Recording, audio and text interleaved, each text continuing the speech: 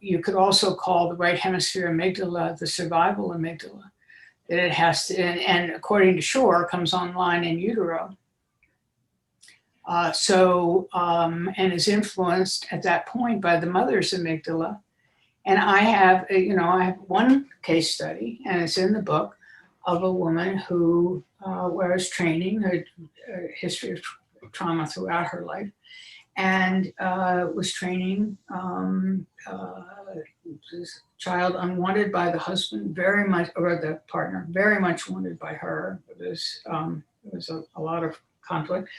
This baby rolled and punched and elbowed, and that kind of fetal movement has been shunted off to be considered juvenile bipolar. But in fact, what I think it was, what happened was that I trained this young mother. I trained her at FPO2. And with that, so that's there. With that training, found the frequency that was right for her. And during the training, the baby just rolled over and went to sleep. This is so important, because what we were looking at was the intergenerational transmission of trauma. I presented this case, in fact, at a meeting where Alan Shore was, and he's the one who started filling in some of the theory about what had happened, and he thought that the likelihood was that I had calmed the mother's amygdala by what you had referenced, Jay, was this frontal training. And it didn't change, the baby's movement didn't change. I was training her at the temporal lobe too, training her at T4, P4. And it didn't change then, but it changed here. And it was fascinating because I got scared because the fetal movement had changed.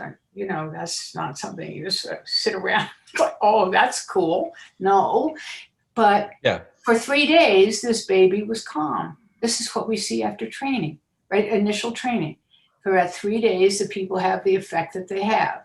And then it wears off. That has happened to the baby. So I started training both mother and baby. And baby got really calm.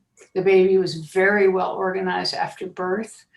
I have found, just as an interesting aside, and it's completely anecdotal, is that babies born to women who are training don't suck their thumbs.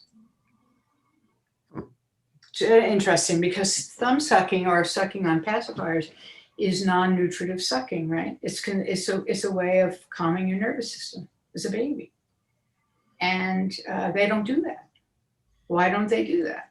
Well, it's reasonable to propose the idea that they actually have gained regulation as their mother gained regulation in utero.